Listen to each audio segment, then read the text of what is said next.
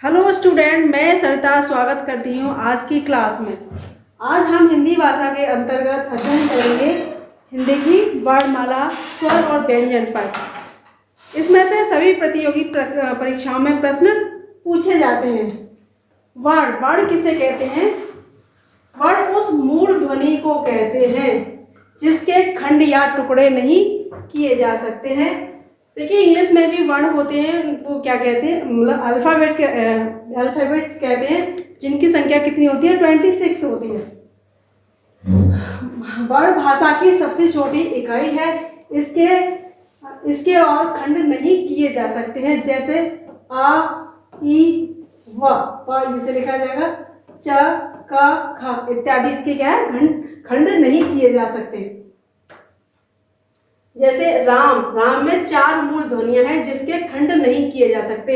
राम जैसे र प्लस आ प्लस मा और प्लस आ को मिलाकर कितने हैं और क्या हुआ? राम। गया जैसे गया में भी मूल कितनी ध्वनियां हैं? 4 ध्वनियां हैं जिसके खंड नहीं किए जा सकते हैं। जैसे गा प्लस आ मिलाकर प्लस आ और आ मिलाकर क्या हुआ? गया। इन्हीं अखंड मूल ध्वनियों को हम क्या कहते हैं? वर्ण कहते हैं। हर वर्ण की अपनी एक क्या होती है? लिपि होती है। लिपि को वर्ण संकेत भी कहते हैं। हिंदी उच्चारण के आधार पर वर्ण कितने होते हैं?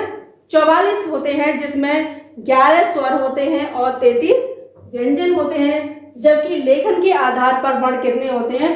52 होते हैं, जिसमें से 13 स्वर और 35 व्यंजन और 4 संयुक्त व्यंजन होते हैं। कुल मिलाकर 13 प्लस 35 प्लस बराबर 52 होते हैं। आगे चलते हैं। स्वर आ, छोटा आ, बड़ा ई, ये सब मिलाकर क्या है? हमारे स्वर हैं। व्यंजन क, ख, ग, घ, चा, चा, झ, य, टा, ठा, डा, ढा, य, ण, ता, था, दा, धा, ना, ये सभी क्या है? हमारे व्यंजन है। इन्हें हम स्पर्श व्यंजन भी कहते हैं। स्वर उच्चारण की दृष्टि से देखें तो स्वर कितने होते हैं? हमारे 11 होते हैं, जिसमें आ, ई, उ, रे, ए, ऐ, ओ, औ मिलाकर कितने हमारे 11 स्वर हैं। जबकि परंपरागत दृष्टि से हमारे स्वर कितने होते हैं? 13 होते हैं, जिसमें छोटा आ, बड़ा, छोटी, बड़ी, छोटो ऊ, रेसी, ए, ऐ, ओ, औ और अंगहा, इनको मिलाकर कितने हमारे स्वर हैं? 13। स्वर की भेद। सामान्यतः स्वर के भी 2 भेद होते हैं, मूल स्वर और संयुक्त स्वर। मूल स्वर है हमारे छोटा आ, बड़ा आ, छोटी ई, बड़ी ई, छोटा ऊ, बड़ा ऊ, ए और ऐ, औ। तो इनको मिलाकर ये क्या है? हमारे मूल स्वर है। संयुक्त स्वर, ये जो हमारी बड़ी ए है, ये दो स्वरों से मिलकर बनी है। छोटा आ और ए से मिलकर बनता है बड़ी ए। आ और क्या है? हमारे आ और ओ से मिलाकर बनता है, और इनको हम क्या बोलते हैं? संयुक्त स्वर बोलते हैं। मूल स्वर के भेद। मूल स्वर के मुख्यतः 3 भेद होते हैं। पहला होता है हमारा ह्रस्व, दूसरा होता है हमारा दीर्घ स्वर और तीसरा है हमारा प्लुत स्वर। ह्रस्व स्वर क्या होता है? जिन स्वर के उच्चारण में कम समय लगता है, अर्थात एक मात्रा का समय लगता है, उन्हें हम क्या कहते हैं? ह्रस्व स्वर कहते हैं। ह्रस्व स्वर मुख्यतः 4 होते हैं। छोटा आ, छोटी ई, छोटा ऊ और रेसे, यानी और दीर्घ स्वर वे स्वर जिनके उच्चारण में ह्रस्व के स्वर से कितना समय लगता है? 2 गुना समय लगता है। अर्थात दीर्घ स्वर क्या कहलाते हैं? दीर्घ स्वर कहलाते हैं। सरल शब्दों में कहा जाए तो स्वरों के उच्चारण में इसमें क्या है? अधिक समय लगता है, हम दीर्घ स्वर कहते हैं। दीर्घ स्वरों की संख्या कितनी होती है? 7 होती है। बड़ा आ, बड़ी ई, बड़ा ऊ, छोटी है, बड़ी है, छोटा ओ और बड़ा ओ। दीर्घ स्वर 2 शब्दों के योग से बनते हैं। जैसे बड़ा आ बनता है, बड़ा आ छोटा आ को मिलाकर बड़ा आ बनता है। छोटी ई जो बनती है हमारी, छोटी ई और छोटी ई को मिलाकर बड़ी ई बनती है। और बड़ा ऊ जो बनता है हमारा, छोटा ऊ और छोटा ऊ को मिलाकर क्या बनता है? बड़ा ऊ बनता है। इसी प्रकार ए जो बनती है हमारी, आ और ई को मिलाकर ए बनती है। बड़ी ए जो बनती है हमारी, आ और ई ए को मिलाकर बनती है। इसी तरह से ओ जो बनता है हमारा आ और ऊ को मिलाकर ओ बनता है, और जो बनता है हमारा बड़ा ओ, जो आ प्लस ओ को मिलाकर बड़ा ओ बनता है। ये सभी हमारे क्या कहलाते हैं? दीर्घ स्वर कहलाते हैं। मुखाकृति के आधार पर स्वर, मुखाकृति के आधार पर स्वर देखिए इनके संवर्ध, वे स्वर जिनके उच्चारण में मुंह बहुत कम खुलता है तो वे क्या कहलाते हैं? संवर्ध स्वर कहलाते हैं। जैसे इ, ई, उ, इनमें क्या है, जो हम इनको जैसे बोलते हैं तो ऐसे में हमारा मुख क्या है? बहुत कम खुलता है। अर्ध संवर्ध में क्या है? वे स्वर जिनके उच्चारण में मुख संवर्ध की अपेक्षा कुछ अधिक खुलता है तो इन्हें हम क्या कहते हैं? अर्ध संवर्ध स्वर कहते हैं। जैसे ए और ओ, ऐसे विवृत जिन स्वरों के उच्चारण में मुख पूरा खुल जाता है तो उनको हम क्या कहते हैं? विवृत कहते हैं। जैसे आ, आप खुद बोल के देखिए, आ बोलने में हमारा जो मुख है कैसा? पूरा खुल जाता है। इसी प्रकार अर्धविवृत जिन स्वरों के उच्चारण में मुख आधा खुलता है उन्हें हम क्या कहते हैं? अर्धविवृत कहते हैं। जैसे अ और ए और औ। ओष्ठाकृति के आधार पर स्वर, वृत्ताकार जिन स्वरों के उच्चारण में होठों की आकृति वृत्त के समान रहती है उन्हें हम क्या कहते हैं? वृत्ताकार कहते हैं। जैसे ऊ, आप खुद बोलिए, एकदम क्या बन जाता है? हमारे जो होठ है वृत्त के समान हो जाते हैं। जैसे उ, ऊ, ओ, औ। अर्धवृत्ताकार में क्या होता है? जिन स्वरों के उच्चारण में होठों की आकृति अवृत्ताकार होती है तो उन्हें हम क्या कहते हैं? अवृत्ताकार कहते हैं। जैसे इ, ई, ए, ऐ। उदासीन स्वर में क्या होता है? आ स्वर के उच्चारण में होठ कैसे रहते हैं? उदासीन रहते हैं। जबकि अ जो होता है हमारा आ, इसमें स्वर क्या है? अंग्रेजी से हिंदी में आया है। व्यंजन की परिभाषा, भेद और उदाहरण। देखिए व्यंजन क्या होते हैं? व्यंजन वे वर्ण हैं जो स्वरों की सहायता से उच्चारित किए जाते हैं, उच्चारण होता है, उन्हें हम क्या कहते हैं? व्यंजन कहते हैं। का से लेकर ज्ञा तक क्या होते हैं? हमारे व्यंजन होते हैं। प्रत्येक व्यंजन के उच्चारण में आ की ध्वनि छिपी रहती है। आ के बिना व्यंजन का उच्चारण संभव नहीं है। जैसे का होता है हमारा, का किस किस से मिलकर बनता है? का बनता है क प्लस आ से मिलकर क्या बनता है? क। और देखिए ग कैसे बनता है हमारा? गा प्लस आ मिलाकर बनता है ग। तो जो व्यंजन है हमारे स्वरों के बिना नहीं बन सकते हैं। व्यंजन वह ध्वनि है जिसके उच्चारण में भीतर से आती हुई वायु मुख में कहीं ना कहीं किसी न किसी रूप में बाधित होती है, अर्थात टकराती है। दूसरे शब्दों में कहा जाए कि जिन वर्णों का उच्चारण करते समय सांस कंठ, तालु, मूर्ध आदि स्थानों से रुक कर निकलती है उन्हें हम क्या कहते हैं? व्यंजन कहते हैं। हिंदी व्याकरण में कितने व्यंजन होते हैं? 33 व्यंजन होते हैं, जिसमें से 2, ये गलत है, सही करना है, यह है द्विगुण व्यंजन, जिसमें 2 द्विगुण व्यंजन होते हैं, 4 क्या होते हैं? संयुक्त व्यंजन होते हैं। कुल मिलाकर इनकी संख्या कितनी होती है? 35 होती है। जबकि मूल व्यंजनों की संख्या हमारी कितनी है? 33 होती है। का खा गा गाना, चा चा जा झाड़ा, टा ठा डा डाना, ता था दा धाना, पा पा बा भामा, य लावा, शा शाहा, ड़ा ढ, ये द्विगुण व्यंजन है। देखिए ये जो हमारे कहलाते हैं स्पर्श व्यंजन, जिनकी संख्या हमारी कितनी होती है? 25 होती है। और ये हमारे ये कहलाते हैं हमारे ये ऊष्म व्यंजन कहलाते हैं, और ये कौन से हमारे? द्विगुण व्यंजन। इन सभी को मिलाकर कितने व्यंजन होते हैं? हमारे 35 व्यंजन होते हैं, जिसमें छत्र, गर्स्त्र ये क्या है? हमारे संयुक्त व्यंजन हैं। चलिए आगे चलते हैं। उच्चारण या प्रयत्न के आधार पर व्यंजन के भेद। देखिए उच्चारण एवं प्रयत्न के आधार पर व्यंजन के 3 भेद होते हैं। नंबर 1 होता है हमारा स्पर्श व्यंजन, दूसरा होता है अंतस्थ व्यंजन, और तीसरा है हमारा ऊष्म व्यंजन। ऊष्म स्पर्श व्यंजन क्या होता है? इस व्यंजन का अर्थ क्या है? छूना। जिन व्यंजनों का उच्चारण करते समय जीभ मुंह के किसी भाग जैसे कंठ, तालु, मूर्धा, दांत अथवा होठ का स्पर्श करती है उन्हें हम स्पर्श व्यंजन कहते हैं। दूसरे शब्दों में कहें तो ये कंठ, तालु, मूर्धा, दंत और ओष्ठ स्थानों से स्पर्श से बोले जाते हैं, इसी से इन्हें स्पर्श व्यंजन कहते हैं। इन्हें हम वर्गीय व्यंजन भी कहते हैं क्योंकि ये उच्चारण स्थान के अलग अलग एकता लिए हुए वर्गों में विभक्त हैं। इनकी संख्या कितनी होती है? 25 होती है। तो इनको हमने पहले ही बताया था, ये सारे जो हमारे स्पर्श व्यंजन कितने होते हैं? 25 होते हैं। तो जो का वर्ग वाले जो हमारे व्यंजन है, ये का, खा, ग, घ, ण, आप खुद भी देखिए जो हमारी आवाज जो पहली से शुरुआत होती है वो कहाँ से निकलती है? हमारे गले से। गले से निकलती है, तो इसे हम क्या कहेंगे? कंठ स्पर्श व्यंजन कहते हैं। दूसरा है हमारा च वर्ग, च, छ, झ, ङ।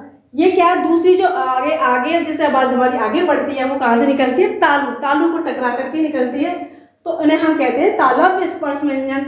तीसरी है हमारी ट वर्ग। ट वर्ग में ट, ठ, ड, ढ, ण। ये क्या है? हमारी मूर्धा। जैसे हम इस आगे और बढ़ते हैं तो ये क्या है? मुंह को टकरा के, जैसे जीभ हमारी व्यंजनों को बोलती है तो जीभ इससे किससे टकराती है? मुंह से टकराती है, इसीलिए हमको क्या कहते हैं? मूर्धन्य व्यंजन। तीसरा है तवर्ग। तवर्ग देखिए खुद आप बोल के त, थ, ध, ध, न, जब हम इन सब शब्दों को बोलते हैं तो हमारी जीभ थोड़ी उठ के किससे टकराती है? दांतों से टकराती है, इसीलिए इन व्यंजनों को हम दांतों का स्पर्श करते हैं। ये वाले व्यंजन पा वर्ग व्यंजन। पा वर्ग में क्या है? ये क्या है? होठों से टकराती है। जब इसको बोलते हैं तो प, फ, ब, भ, म, तो इनको हम क्या बोलते हैं? ओष्ठव्य व्यंजन। तो इनकी जो स्पर्श व्यंजन की कुल मिलाकर संख्या कितनी होती है? 25 होती है। दूसरा है हमारा अंतस्थ व्यंजन। अंतः का अर्थ होता है भीतर।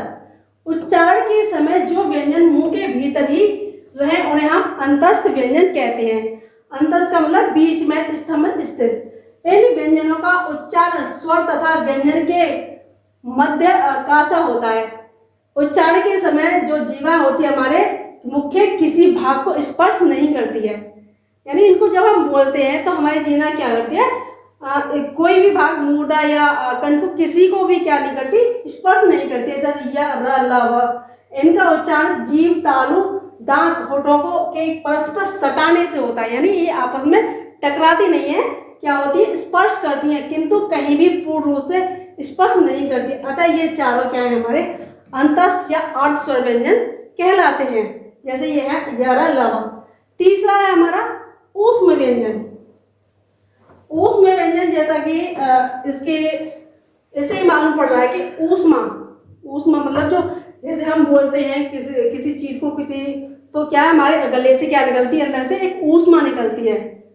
तो उस व्यंजनों का उच्चारण एक प्रकार की रगड़ या घर्षण से उत्पन्न ऊष्मा या वायु से होता है, यानी जब हम इनको बोलते हैं तो हमारे अंदर से गर्म वायु से निकलती है, मतलब घर्षण से टकरा करके निकलती है। ये इनकी संख्या कितनी होती है?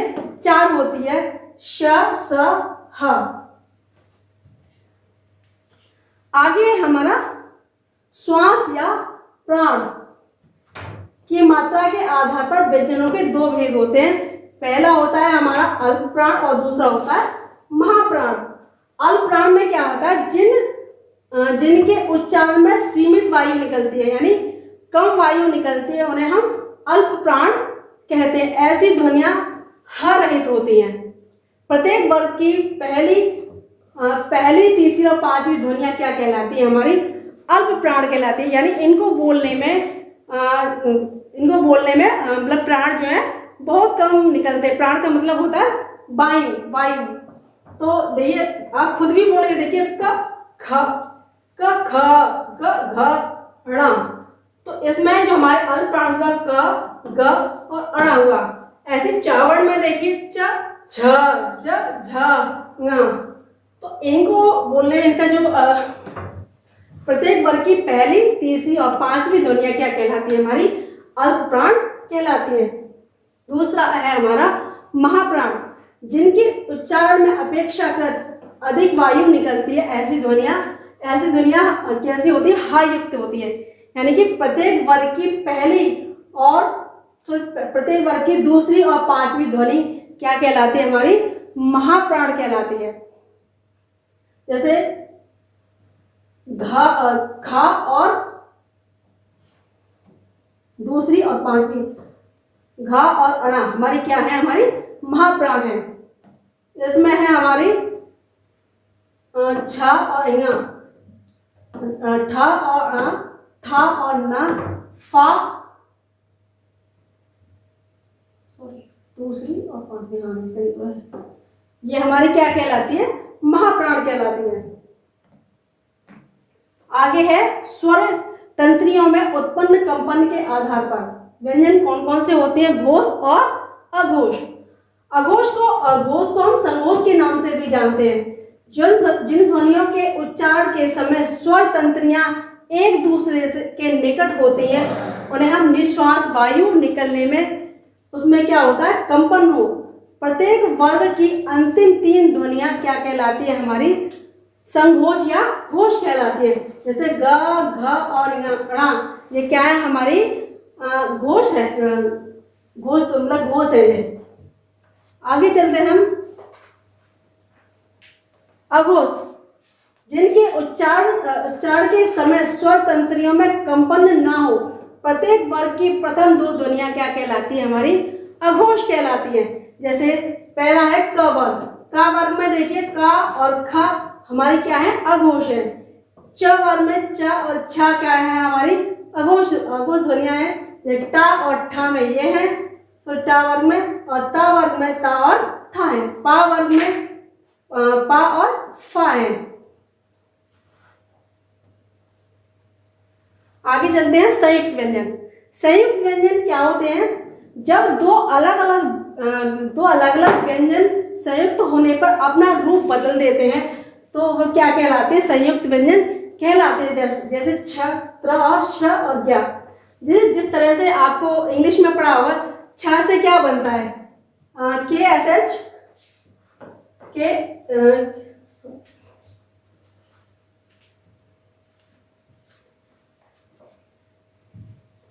छ से क्या बनता है?